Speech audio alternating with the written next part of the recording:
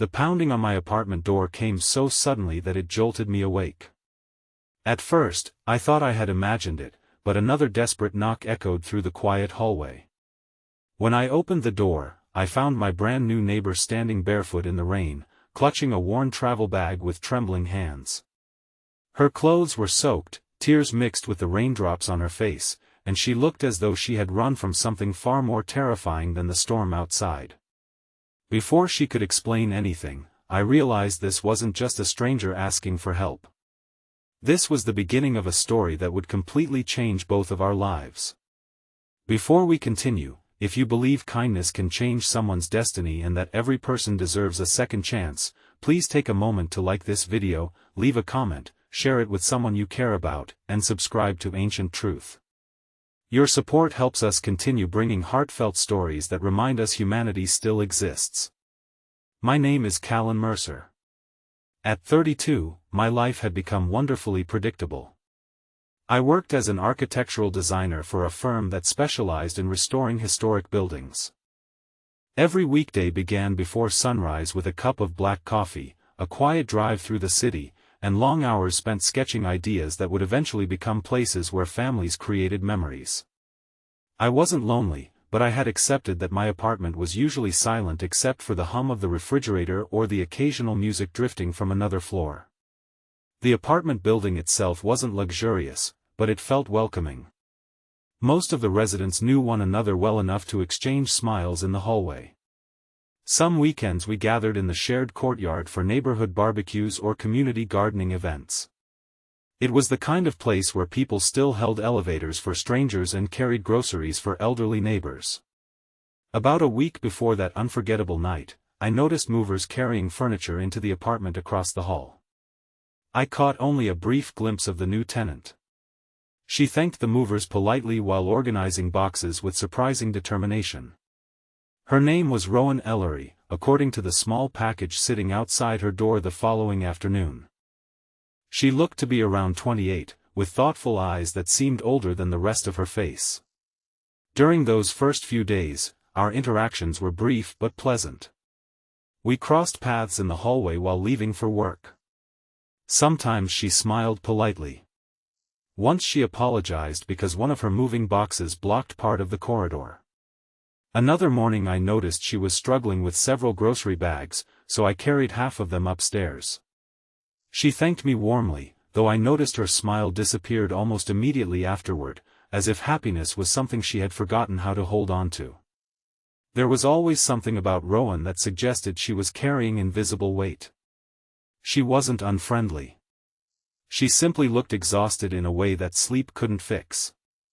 A few days later, the residents gathered for the monthly neighborhood breakfast in the courtyard. Children laughed while chasing each other across the grass. Elderly couples shared homemade pastries. The smell of fresh pancakes drifted through the warm morning air. Rowan attended for only a few minutes.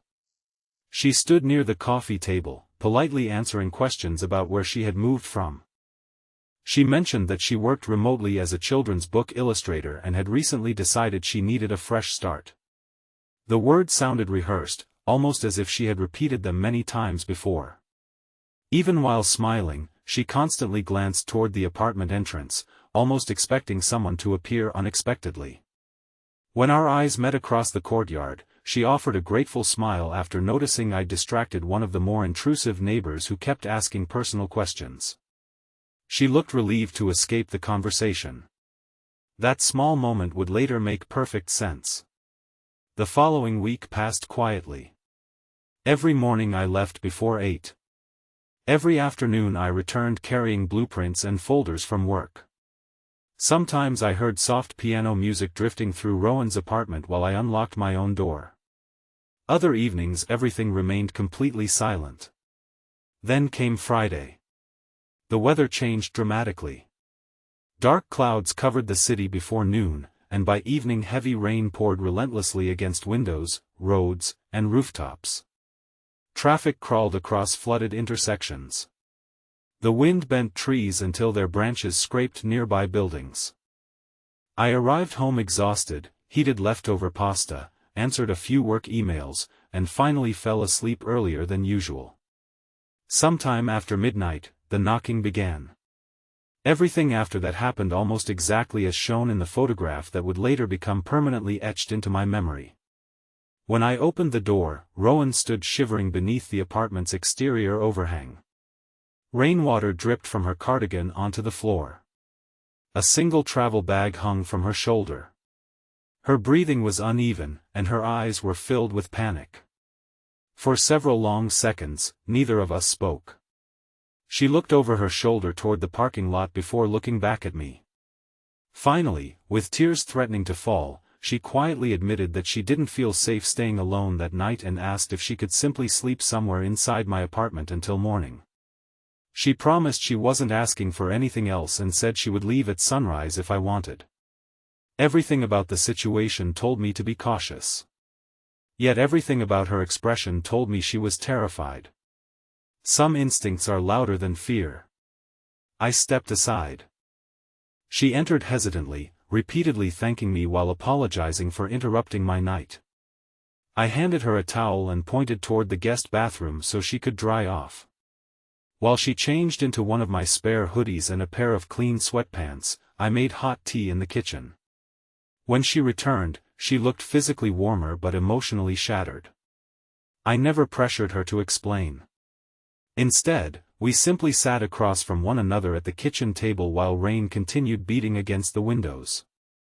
After several quiet minutes, she finally admitted that someone had found her. She refused to say who. Only that she had spent nearly 2 years trying to disappear. The fear in her voice made it clear she wasn't exaggerating. I asked if she wanted me to call the police. She immediately shook her head.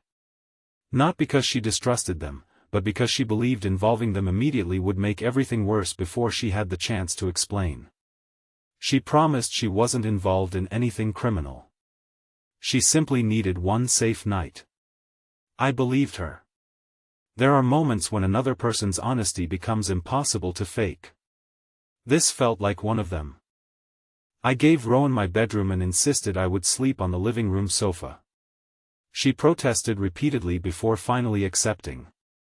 Before closing the bedroom door, she quietly thanked me again, though this time her gratitude carried something deeper than relief. It carried hope. I barely slept.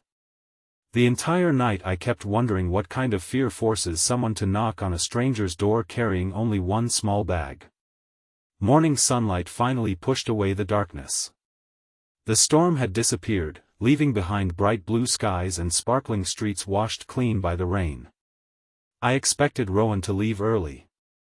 Instead, I found her standing quietly on the balcony, watching the sunrise with a mug of coffee in her hands. For the first time since we'd met, she looked peaceful. She apologized again for everything and offered to replace the groceries she'd eaten before leaving. I laughed softly and told her breakfast wasn't something neighbors kept score over. Something changed in her expression. It was as though she had forgotten simple kindness could exist without expecting something in return. As we sat eating pancakes at the small kitchen table, she finally shared the beginning of her story. 2 years earlier, she'd been engaged to a successful businessman named Victor Hale. Everyone around them believed they had the perfect relationship. Behind closed doors, however, Victor controlled nearly every aspect of her life. He chose where they lived. He monitored her finances. He criticized her career. He slowly isolated her from friends and family until she believed she had nowhere else to go.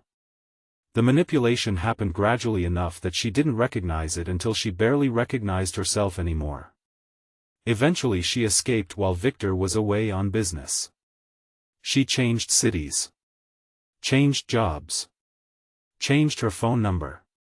Even changed her last name legally. For nearly 2 years, she'd managed to rebuild a quiet life. Until yesterday afternoon. She saw Victor sitting inside a parked SUV across the street from her apartment building. He never approached. He simply watched. Then drove away.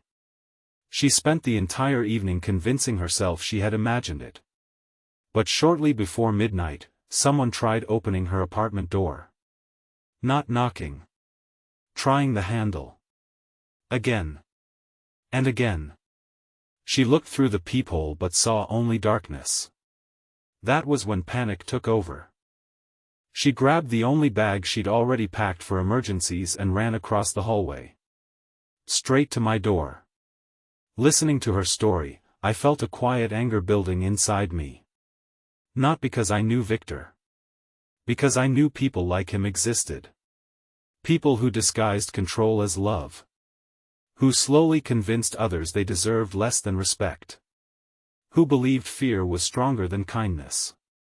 Rowan stared into her untouched coffee. She admitted she felt foolish for involving someone she'd known only a week. I answered honestly. Neighbors stop being strangers the moment one of them chooses compassion over convenience. For the first time since that terrible night, Rowan smiled without forcing it. Neither of us realized that someone else, watching from across the street, had already noticed she wasn't alone anymore. End of part 1.